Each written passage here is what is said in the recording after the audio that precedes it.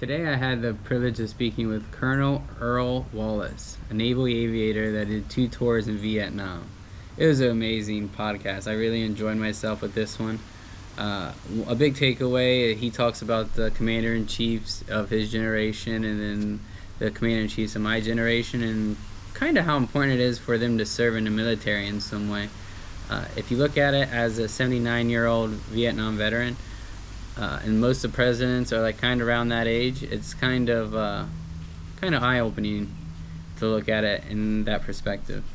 And then we talk about a mission he had get together of putting a plane together. I thought was really good learning about patience. That was a big thing, is patience. You know, everyone can learn about patience.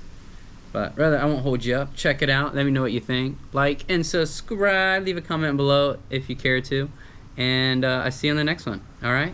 Adios. Have a good one. You were in Vietnam, correct? 2 tours. 2 tours. And how long is a tour? 13 months is a rule. However, what happens sometimes, your unit may get rotated out. For instance, my first tour was 66 to 67. I did the full 13 months. My second tour, that was in helicopters. I was flying A-6s, and my unit got rotated out. So I only was there about 8 or 9 months. Oh, okay. So were you an aviation? Are you an aviation pilot? Yeah, I'm a naval aviator. Yeah. Oh, so I flew. I got my wings in 65, and I flew helicopters one tour, then A-6s, and then I flew Harriers and F-4s. So I was in 28 years. Oh, wow. Yeah. Wow. So, yeah. So I went in as a private, retired as a colonel, bird colonel. Oh, nice. Yeah. And then did you do any flying after that? I did not. I did not. You just left it there? Well, it just wasn't.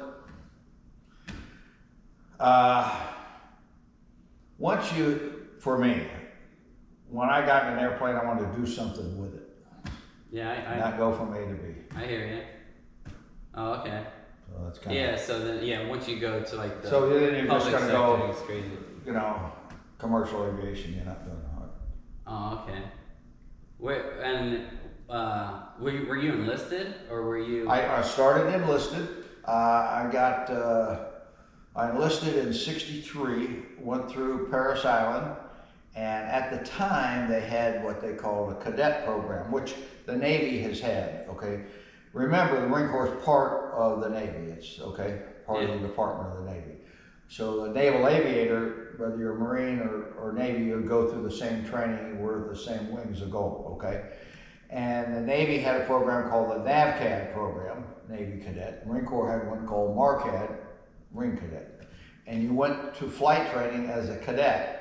And a cadet, just like being a midshipman, okay, or being a cadet at the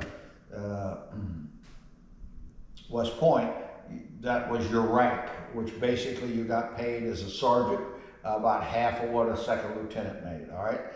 And then when you got your wings in commission as either an ensign, or in my case, a second lieutenant, at the same time that you got your wings.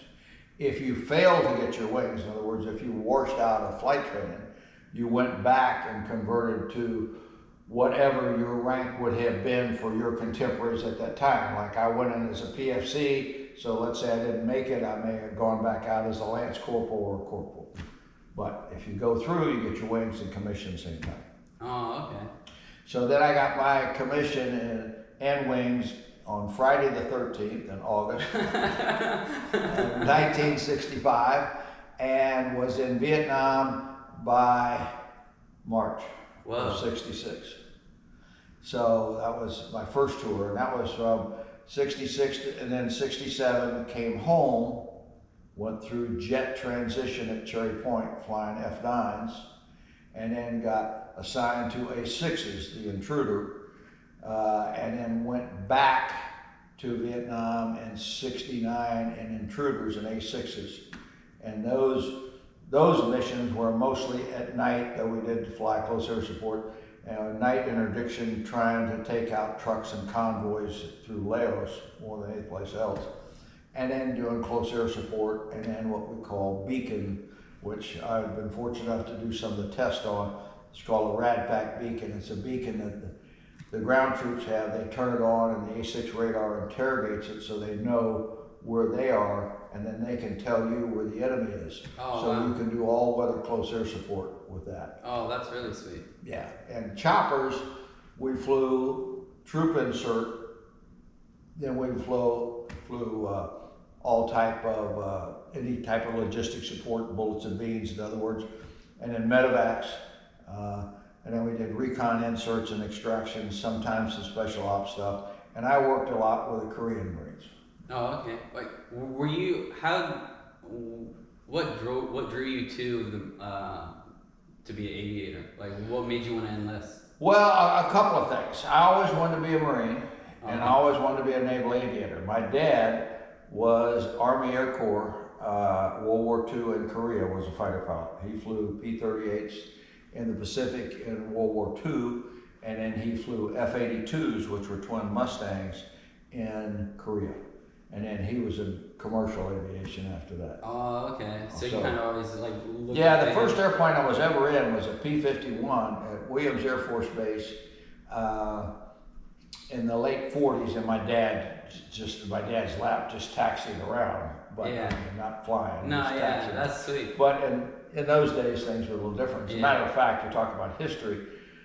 The wing commander of that was Earl Scott of God Is My Co-Pilot's fame, was the colonel out there at Williams Air Force Base in the late 40s, early 50s. Oh, wow. So, yeah, that's a core memory. No wonder you kind of went that way. Yeah.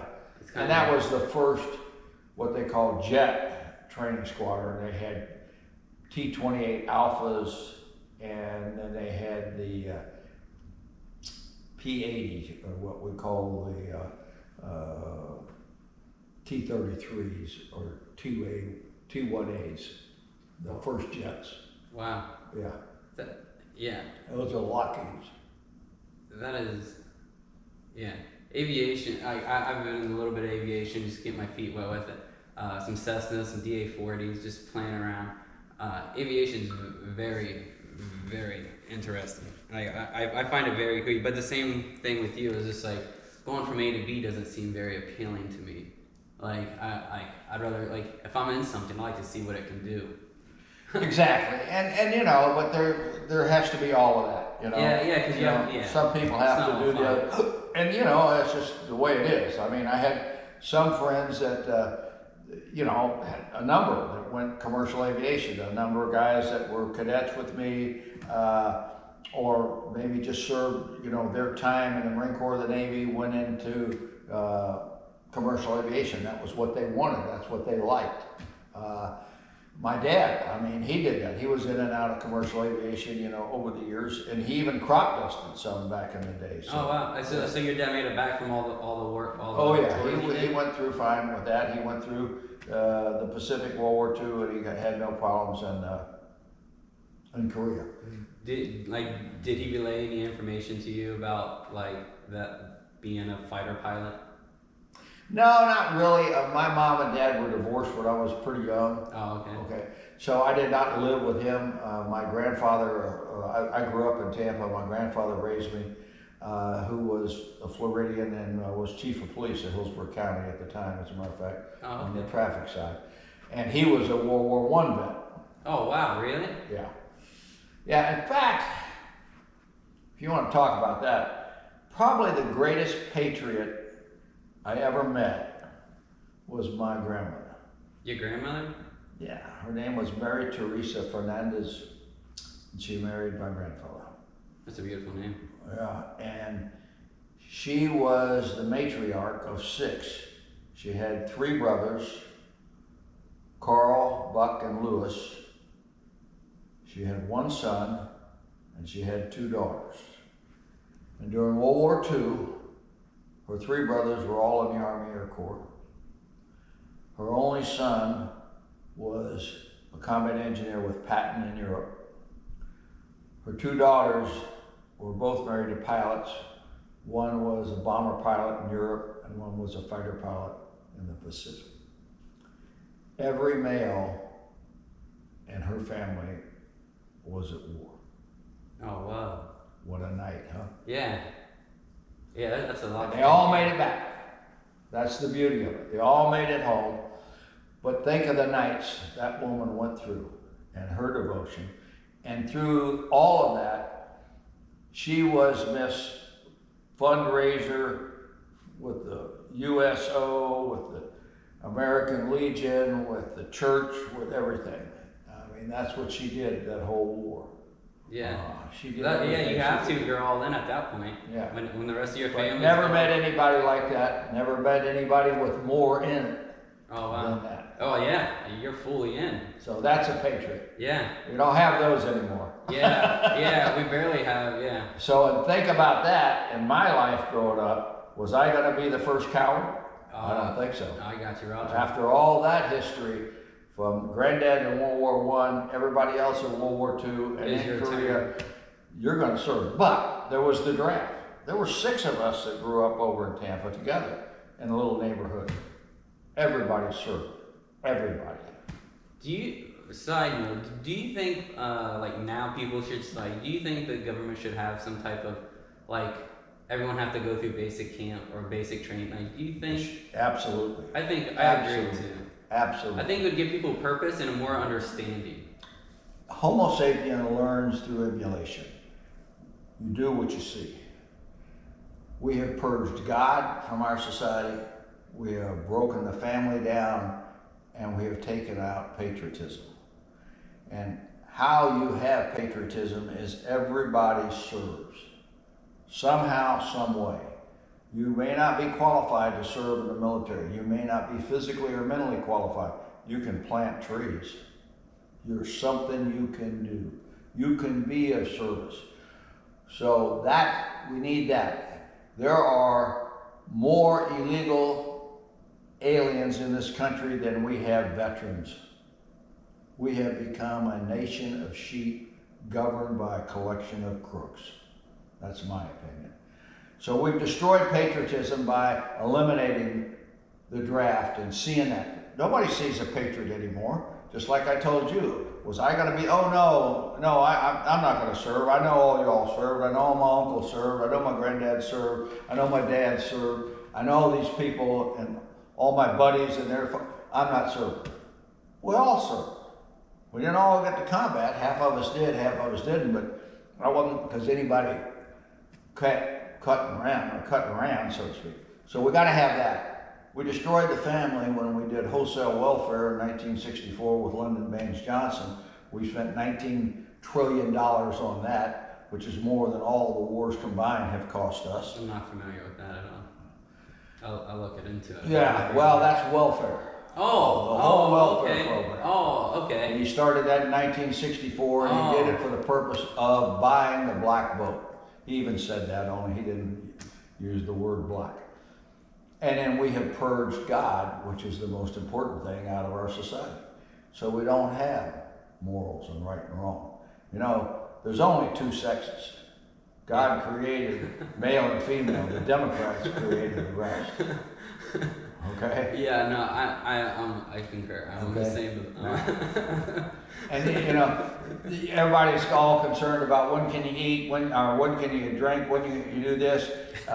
You got to be 18 and so forth and so on. And they lowered the voting age from 21 to 18. But you're going to tell me a little kid that's 6 years old can make the decision to cut his penis off because he thinks he ought to be a woman? Yeah. No, I hear you. We're screwed up. No, I hear you. No morals. 0. Yeah. No guts. And all of that's a lack of courage. We lack the courage to follow God's law. We lack the courage to have a family, stay in a family, be responsible. Look, I'm not, don't hold me up as an idol because I'm not. And patriotism. You're going to serve, you're going to be there. You know? Our last 4 presidents, 4 out of the last 6 presidents are cowards. They all ran. Can't have that. They ran as like they didn't serve. Okay. You got Clinton, a coward without honor, without integrity, a sexual predator. All right, you got him. He didn't serve. You got Obama. He didn't serve. Maybe he couldn't have served. You got Trump. He didn't serve. Biden. He didn't serve. And 3 of those 4 are my age. The only 2 that served were the Bushes. Bush the first, Bush the second. And the only one that was in combat that's a hero is George H. Bush. Now you go back and look at my first presidents. Harry Truman, all right? A hero in World War I, artillery officer. Ike, Supreme Allied Commander of all forces in Europe, WW2. Talk about leadership. JFK, a hero. LBJ, a crook, but he served. Okay. Richard Nixon, a crook, but he served. Ford, he served. All right. Yeah, I catch it. Because like me growing up, how up, can you be a commander in chief? You didn't have the guts to serve. I mean, Obama couldn't even have gotten a clearance. And the reason he couldn't have gotten a clearance, I don't care where he was born. I mean, by law I do, but I mean, I don't personally care. But he couldn't have gotten a clearance because he spent millions of dollars protecting 4 to 5 years of his life. Well, if you won't subject to a full background investigation and get a clearance, you can't be an officer in the United States Armed Forces. Well, he wouldn't have. So, it's a terrible thing we've gotten ourselves into. Yeah, I've never looked at it like me growing up. It was like Clinton was president, and to be honest, politics is kind of like, I'm 30, so like growing up is like politics is kind of like gangs basically. Everyone's just out for their own type situation, from what I see. And then I never looked at it at your age, where like, hey, I served. Why didn't you serve? Like you didn't serve, and it kind of shows more of an understanding of the downhill slope of like commander-in-chief. Like how can you be commander-in-chief of the world's greatest army if you haven't? How do you think those guys in uniform? What do you think they saw when they saw Clinton? They saw Obama. They saw Trump. They see Biden standing up there, and I don't care what political you are, and every one of those guys could have and should have served. Yeah. You don't respect them. No, yeah, I didn't even think of it. You got to salute them. You got to respect the position. You got to say that, but you don't respect them as a person, and they're not qualified to be there. And every one of those proved he wasn't. Okay. Clinton. Everybody talks about Clinton and all this blah blah blah and all his problems with sexuality. I don't have a problem with that. I could care less. That didn't affect the country. He gave North Korea nuclear capability. All but destroyed our armed forces and military by how he fought. Obama gave Iran nuclear capability. Clinton additionally gave China all our technology and artificial intelligence. Again, Trump, just his behavior. He had some wonderful, wonderful things he did. He made us energy independent. He stood up to China. He did some good things, but the man did not know how to conduct himself. And Biden is just the most incompetent I have ever seen. He is owned by China. He's owned by the drug cartels. So is Obama. That's why you have the open borders. It's a sad case. And what's even worse is the media doesn't cover it, so most people don't even know what the hell's going on. Yeah, I got you. Yeah, for sure. Yeah, I totally agree. Plus, we kill more children through abortion some years than we have lost in all our wars combined. 1.3 million, and there have been many years that we have killed more American babies through abortion than 1.3 million. We have killed 50 to 60 million since Roe v. Wade, depending on whose count you want to look at. Think about that. Yeah. All right, 40% of those are black. The blacks only constitute 13% of our populations. Oh, yes. That's kind of a focus. What are we trying to do? Get rid of the blacks through abortion? Because that's what it looks like. Jesus. Yeah. It's kind of amazing. So, and it's amazing that 40% of the welfare rolls are black. Yeah.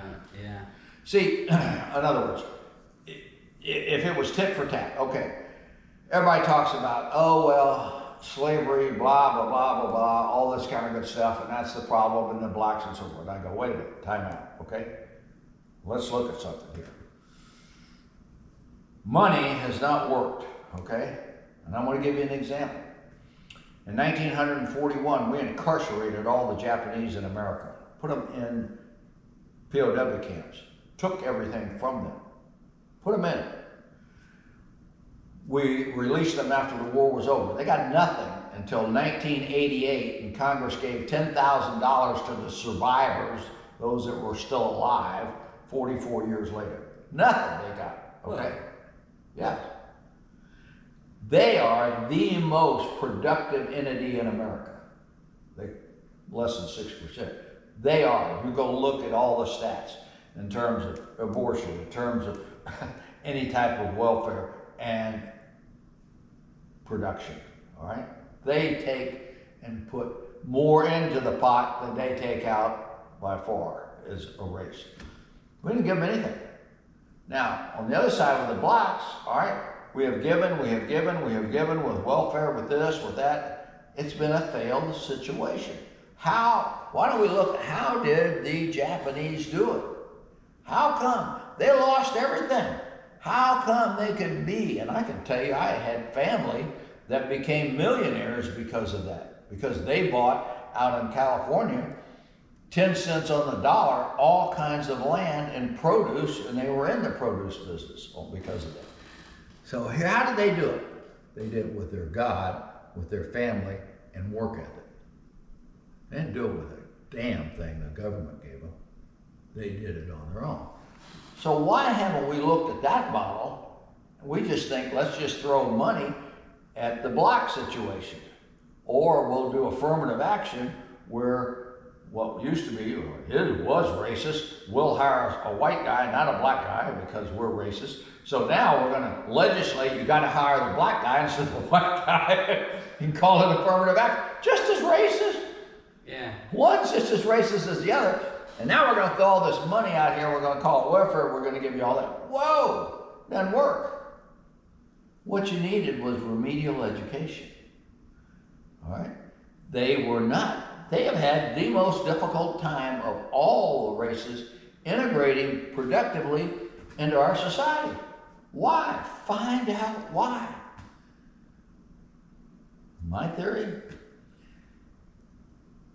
when I was growing up in Tampa and in Louisiana and in Texas, yes, all through the 40s and 50s, was it unbelievably racist? Yes. But did the blacks have family? Yes. Did they work? Yes. Okay? So when we started throwing this money out at them in the 60s, we were paying them not to have a family. Because if there was not a male in that unit, and they kept having kids, they kept getting more money. So they destroyed the family through giving them money through welfare. The family is the most basic unit for society. If you don't have strong family, you don't have strong society. Yeah.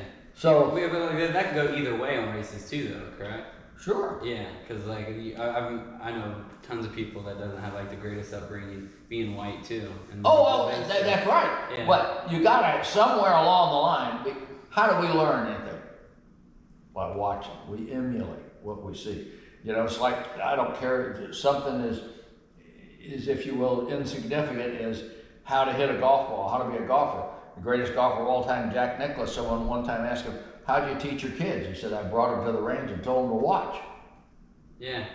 That's how we learn. Yeah. When I'm instructing somebody in an airplane, in aviation, what's the first thing? I demonstrate what I want him to do, and then he does it. Whether it's a landing, or it's a takeoff, it's a roll, it's delivered ordnance, it's fighting, or whatever it is, I demonstrate it first. He gets a chance to see it and then tries to replicate that. Well, that's what we should have. So, you and I don't know, I mean, I came from a broken home. What gave me a constitution? What gave me morals? What gave me right from wrong? Well, my mom, my granddad, and the nuns.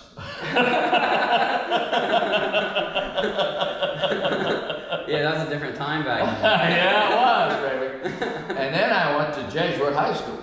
I don't know, I'm not familiar. The Jesuits are the greatest educators, probably. They're priests. That's a society. Oh, okay. It's called the Society of Jesus. And they're quite well known for being great educators.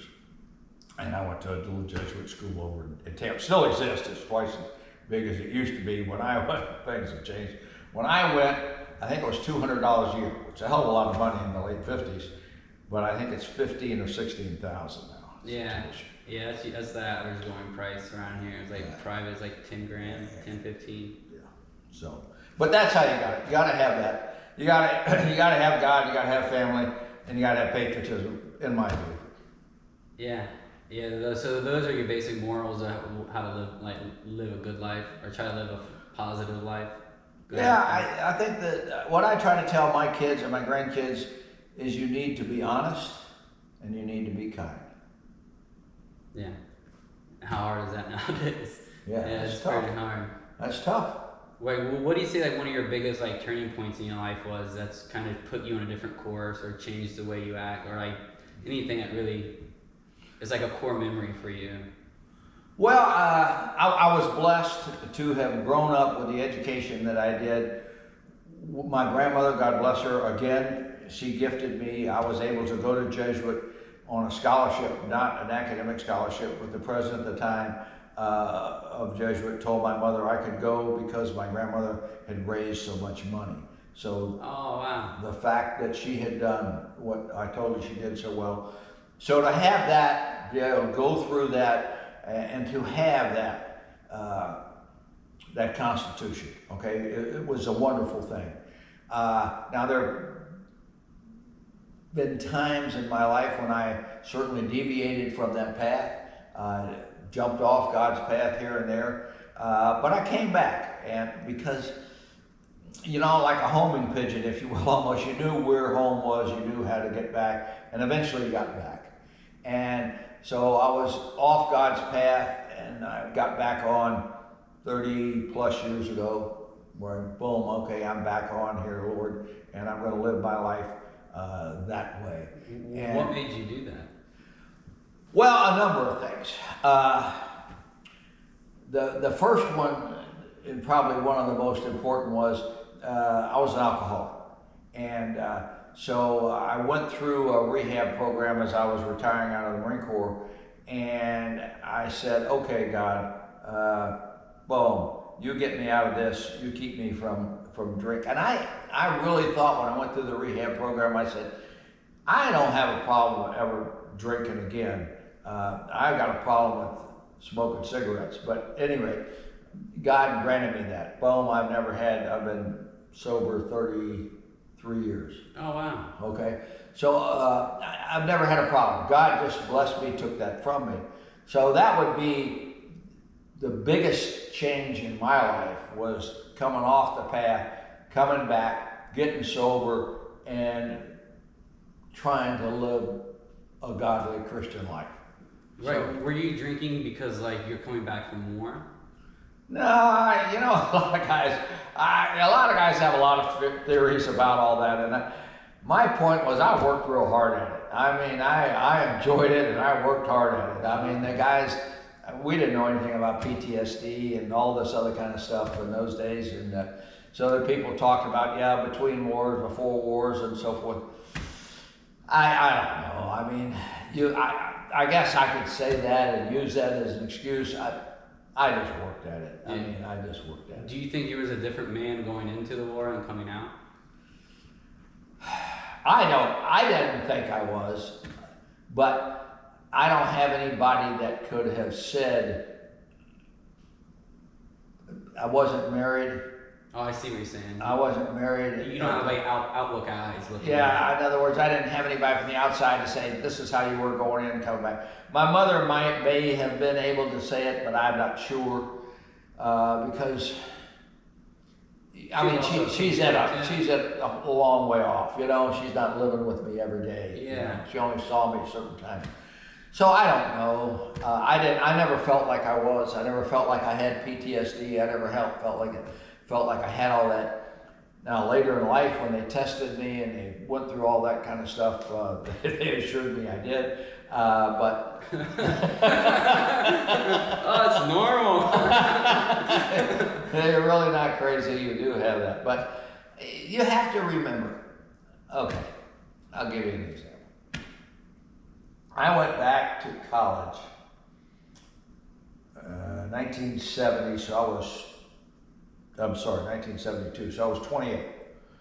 And there was a guy named Dr. Rambo, believe it or not. This is long before those hoorahs were made. So 72 to 74 I was there. Dr. Rambo was my mentor at Oklahoma State University, all right? So I'd been there a little while, a couple of weeks, and Rambo and I had talked, and I'd been in some of his classes, and he was teaching statistics. He called me in his office one day. He said, "Pete, let's have a talk." "Yes, sir." He said, "Now, people that launch in foreign lands, whether it be off a carrier or from an airfield, and go into combat, hurling themselves at the ground at 500 knots, blowing up everything that's there, thinking that's as much fun as you can have with your clothes on, son, you're not normal." He said that your college experience is going to be a little different, because there's going to be 25 people in the classroom. There's going to be 24 in you. He said, nobody else sees life like that. Nobody else. He said, do you understand, people don't get in jets and go launch it, let me go blow up some stuff while somebody's shooting at me. He said, they don't. They said, the probability of coming home, that's not good. I ain't going. So they choose not to. So don't be surprised in your next 2 years here, it might be a little hard. Yeah. Because you see life a whole lot different than everybody else. Yeah. Now that was a wise man, okay? He was a wise, and he had a PhD in psychology. He was a very smart guy. He had been in industry and so forth. He wasn't just a professor. He had some life's experience. And to bring me in to give me that, because that's the first time anybody, because remember the environment I came from with all the same crazies like me. Yeah. Yeah, so it's normal. Yeah. It's a normal crazy. Yeah. You got, boom, boom, okay, they shot at you, okay, boom, boom, I killed a bunch of them, okay, I'm back, let's have a few drinks, we'll do it again tomorrow. You know? And it's like, normal people go, I ain't doing that again. but we need people. Yeah, we need people like that, though. You gotta have. That's what keeps it free. That's exactly. You gotta have all those different things. You gotta have artists. You gotta have musicians. You gotta have teachers. You gotta have all that. But you just come to understand it. Come to appreciate it. Come to love it. Going back to Vietnam, like, was you all over the country, or was you just going to the southern part of it, or? Okay. Well, I don't know how much you know about the setup in Vietnam, but we had two major bases that we flew out of. One was Da Nang and one was Chu Lai. And my first tour, I spent half my time at Chu Lai and then half my time on carriers. And the whole time we were on carriers, we were up on the DMZ, right North and South Vietnam, and doing our operations up there. They were called Deck House was the name of those operations at the time. And 66 was the first time we were encountering with the North Vietnamese as they came across into South Vietnam. And then my second tour, I was at Chu Lai the whole time, but most of our missions were at night into Laos and to the Ho Chi Minh Trail, where we were trying to just knock out the truck convoys. And then I flew a lot of what's called CAP, Combat Air Patrol hops, where I would anchor over Phu Bai. I'd have 12 500-pounders, 16 Zunis, which are 5-inch rockets, and 3 Rockeyes, and I would take all active gun sites in North Vietnam, South Vietnam, Laos, troops in the open, or vehicular traffic. And those were daytime hops, and a lot of those were fun. Damn. Yeah. Hell, wow. So, yeah, so I got a chance to do quite a bit of all that. So like going back, like when you talk to your professor and he said there's like 24 people in here and then there's you. Yeah. Going back to Vietnam, like in your troop, you have how many's in your group, or how many's in your? Well, in a squadron there'll be like 300. Oh, how many 300 of those are like soldiers? You mean like how many are pilots and everybody? Or like who's ready to rock? Like who's ready to be there? Like who's? Well, in an aviation unit, okay, let's say in a chopper squadron, you're going to have 24 airplanes, and you're going to have 50 or so pilots, okay, and then the rest are going to be maintenance people or people that are in support, whether they be administrative or the logistics or whatever, okay? And then in a helicopter squadron, you're also going to have 2 crew. You're going to have a crew chief and a gunner, because they're also manning guns, okay? Yeah. So at any one time, when you're airborne, you're going to have 4 guys, okay, in combat. I got you. All right? Unless you're flying a medevac, and then you're going to have a corpsman, so you'll have 5. Oh, okay. Okay? Now, when you go in, and then in that situation, you're carrying troops. You're either putting troops in, all right, or you're taking them out, or you're going in to pick up wounded and taking them out. So all the air crew are going to be there, whether that's the pilots and the crew chief and gunners. In jets, it's only going to be the crew, okay? Yeah. And that's going to be in the A-6, it's going to be the pilot, and then the bombardier navigator sits right next to you. The A-6 is the Intruder. And the F-4, the Rios, sits behind you, okay? And the Harrier, there's only the one guy, just you, all right? So in an aviation unit, that's who goes in, that's who takes the fire, that's the pilot. In a ground unit, now, it's just the opposite. You're going to have a lot of troops and very few officers. Oh, I got you. Okay? Because, you know, if you're talking about in a platoon, you know, you're going to have an officer, and then you're going to have a platoon sergeant, okay, and the officer's going to be a second lieutenant or a first lieutenant.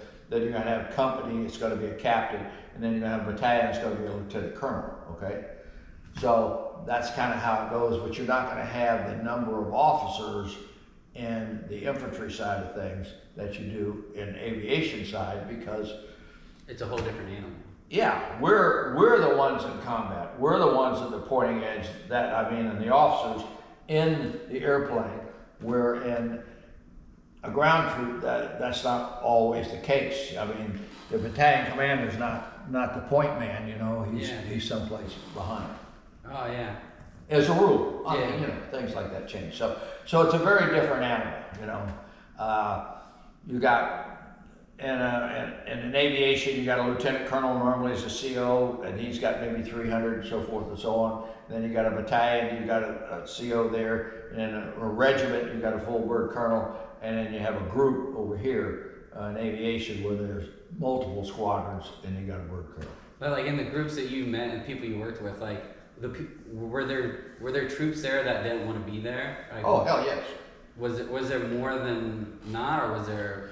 Well, it went through some times. I mean, I'll give you an example. My first time there, in 66, 67, your first time in anything, you're probably not, you're certain of some shit, probably. You're not as aware of everything as you are your second time. But didn't see very many people that didn't want to be there. We were all kind of in it together. It worked out. Didn't have any problems with. Didn't see any desertion, didn't see anybody that had to be court-martialed or office hours, Article 15 it's called. And I didn't see any dope. Oh, really? Oh, I 66 and 67. Oh, okay. When I went back in 69, different story. Well, a lot of dope. What happened? Well, it just was so readily available. Dope as like marijuana? Marijuana and hard stuff. Oh, okay. They were smuggling cocaine and other hard stuff back to the States in the cavities of the dead. Yeah, like the American Gangster movie. That was a real thing. There you go, if you saw that. Yeah. Yes, they were doing that, okay? There they showed it in the coffins, but they were actually doing it in the cadavers. But was the war still the same when it was like both times you went? Like the action of war, like the intelligence, like this is what our plan is to do something? Yeah, I mean, I wasn't politically concerned. We got upset with stuff because we couldn't hit certain targets and we felt like our hands were tied. The second time we couldn't do certain things that we saw to be beneficial to the outcome. From a different, the political if you will, the tactical weren't marrying. Yeah, I understand that. I'm not military at all. So like when you're out there and in the sky by yourself and you have to talk to people like, hey, can I do this or not? Like, and there's times you can't do something where you obviously see something's not right. Like, is there ever a time where anyone, not you, but anyone, like, avoids the person in the ear? Oh, sure. But the problem with that, okay. So let's just say, okay, that first of all, you have controlling agencies, and the reason you have controlling agencies is efficiency of effort, so that you get the ordnance where it belongs, okay? You don't kill your own, okay? So if you're out there freewheeling it, all right, and you decide, you said, hey, no, you don't go in that valley, don't go over there, don't go in those bunkers, blah, blah, blah, and you go, well, screw you, I'm going anyway, might be our guys. Okay? Okay. Don't go there because it might be a special ops guy there. It might be somebody else there. It might be an outpost. It might be a listing outpost. It may be a data collection, intelligence collection thing. It can be all kinds of stuff. You're not even aware of. Yeah, you're just one string out of a million. Yeah. So if you start swinging, you're going to tailor other lines. Yeah. Now, it's a different story. Boom, boom, boom, and you got a 37 millimeter ACAT shooting at you. I'm killing him. Yeah, because it's like you or him at that point, right? Well, right. Okay, you know, and there's thing. I had stuff happen. I mean, I had stupid ass stuff happen.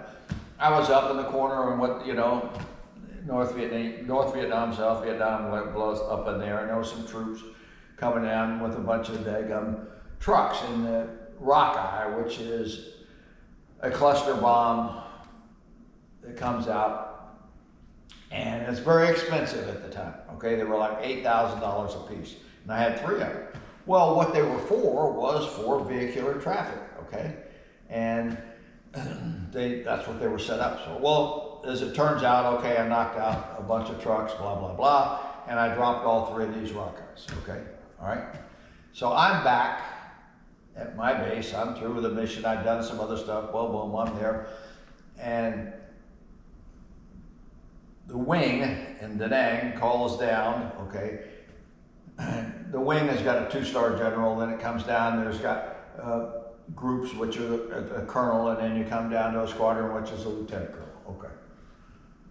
So one of his staff, one of the general staff calls down, and he's talking to our operations duty officer and wants to talk to the pilot of this particular mission, which was me.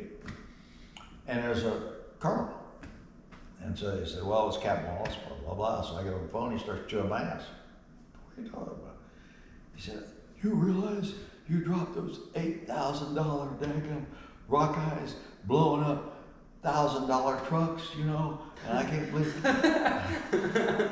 And I'm going, Colonel, I just couldn't get them to gang up together, you know what I mean? I'd like to have got them all with one, but it didn't work out, you know what I mean?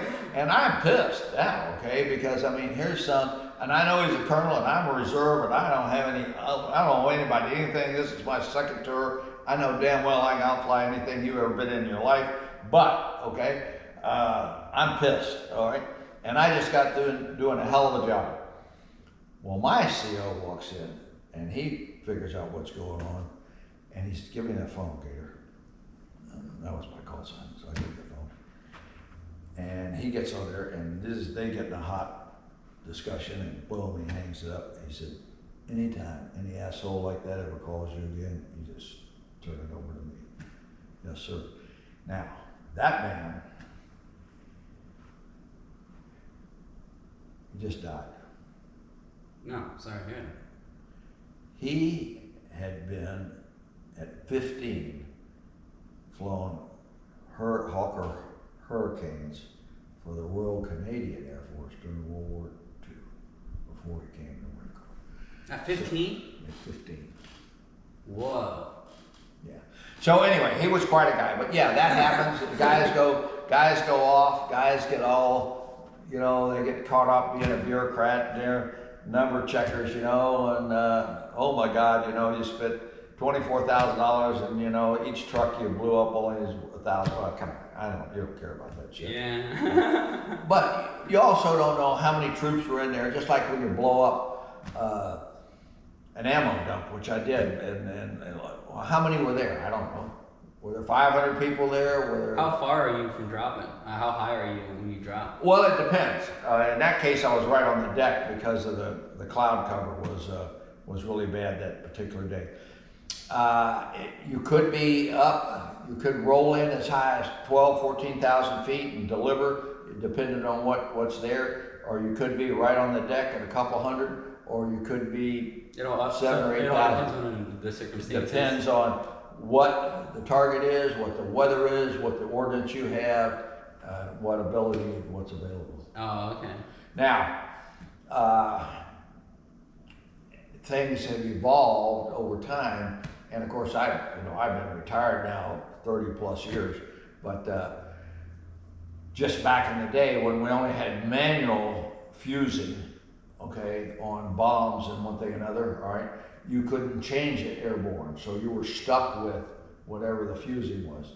By that, let's say that you had to fuse set at say 4 seconds, which meant that it had to be, let's say, at 4,000 feet, time of fall, or it wouldn't arm. Okay. Oh. But if the weather got bad and you couldn't get that high because of the cloud cover and one thing and another, then all you had was big rocks. Okay? Oh yeah. All right. Oh yeah, that's not going to help you. Yeah. So then we went to electrical fusing, where in the cockpit you had options to turn on, change that down. So that was beautiful, to have those types of things as time went on. Now, the ordnance, the delivery systems, and everything else. And in my day, the computer was me. Yeah. Now they have wonderful weapon systems that can do an awful lot of great things. Yeah. Did you see the F-22 hit the balloon? Well, no, I'm sorry. That wasn't much of a challenge. I know. I'm sorry. It's fresh. Yeah, that's right. The first kill. Yeah. $200 million equipment.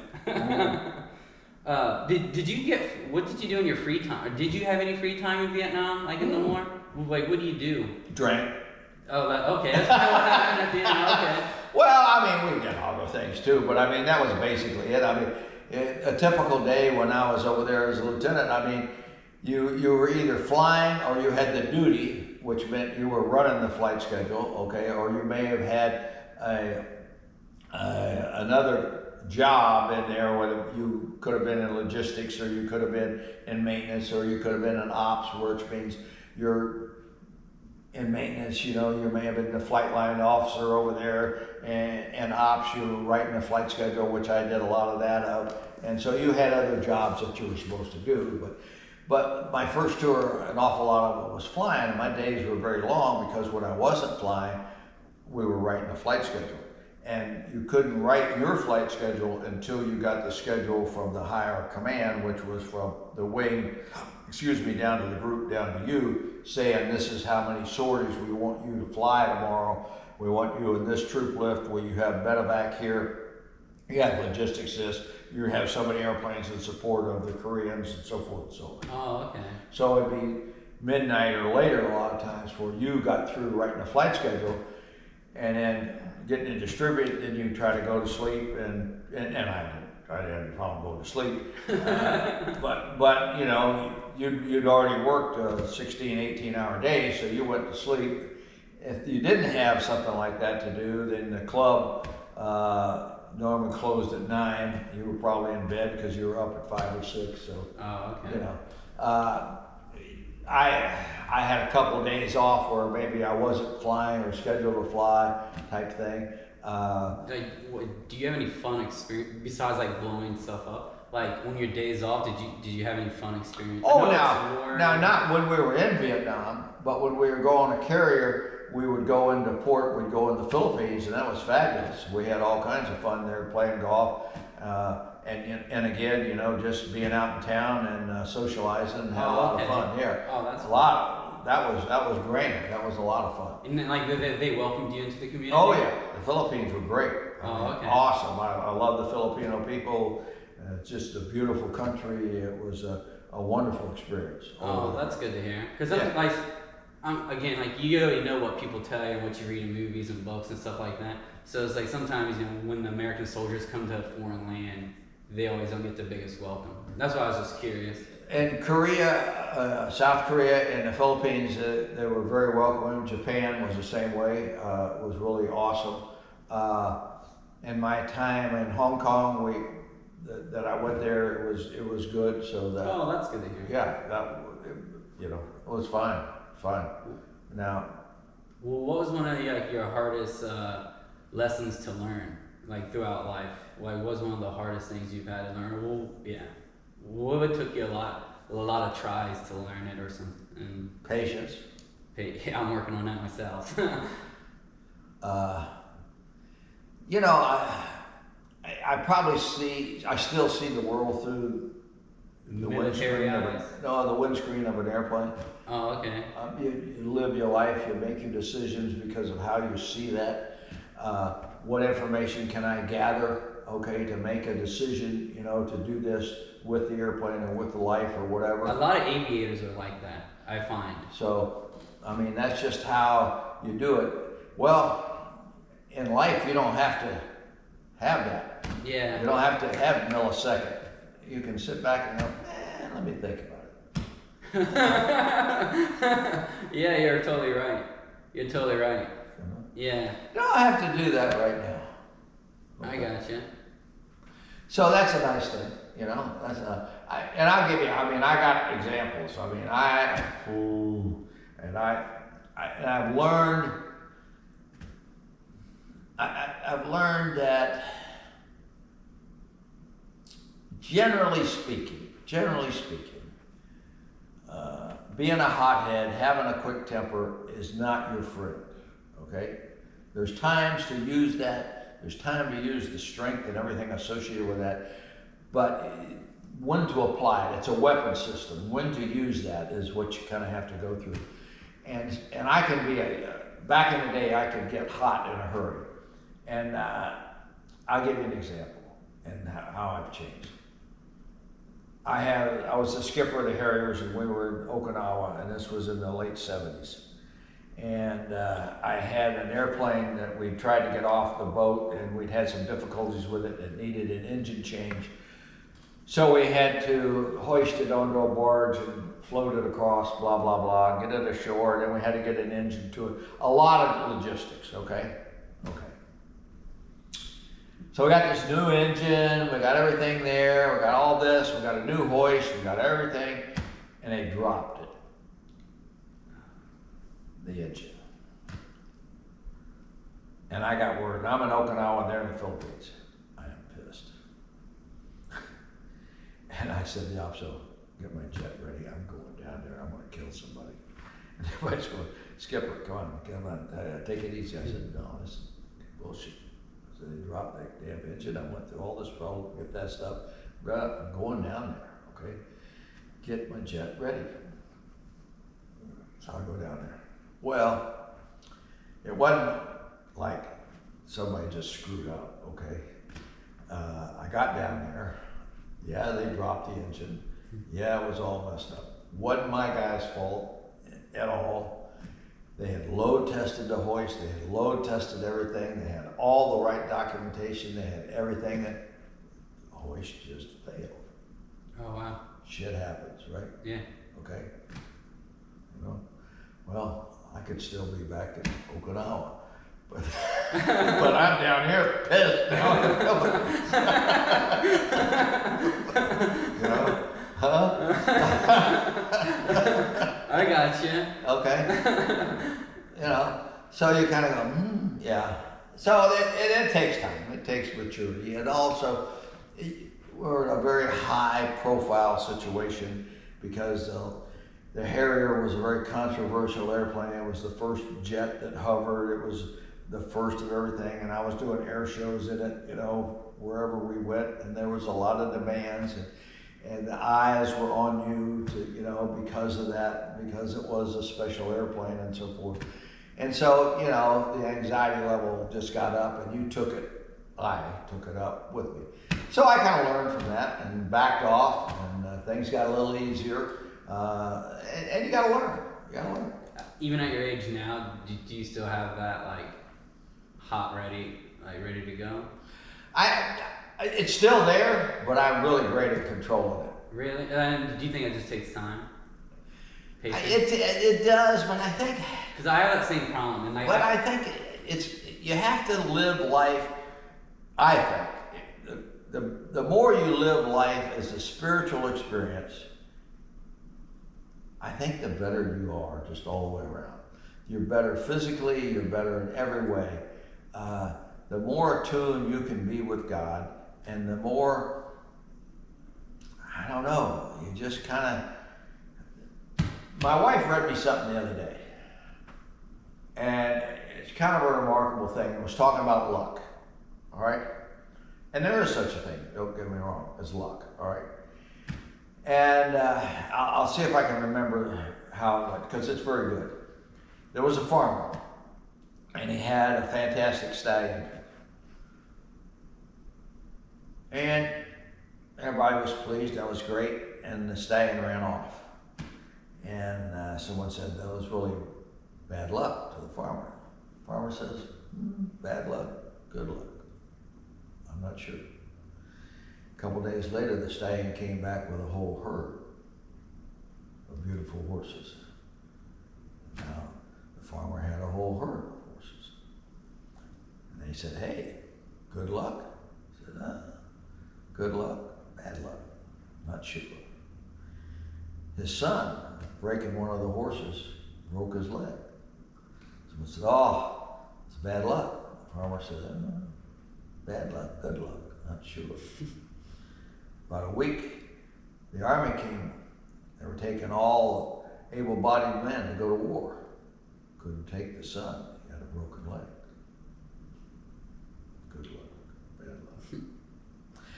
So, things have to play out. You have to be patient. A lot of times things are not what they appear on the surface. Yeah. Yeah, they dropped the engine, but it wasn't their fault. Yeah, you lost the stallion, but you gained a herd. Yeah. So it's nice, and the beauty a lot of times, especially I'm not going twice the speed of sound. I'm not going the speed of sound, okay? Nobody's shooting at me. I'm not trying to deliver orders. I'm not landing on a carrier. I'm not even landing in bad weather someplace. I don't have to be someplace. I don't have an airship. There's no panic. In fact, I was probably calmer and slower when there was everything going around me in chaos than I am now in some ways. But you can go, okay, and the clarity gets a little better. Yeah. Than in the chaos. Yeah, but see, like the thing I was trying to relate to is like I have that same like I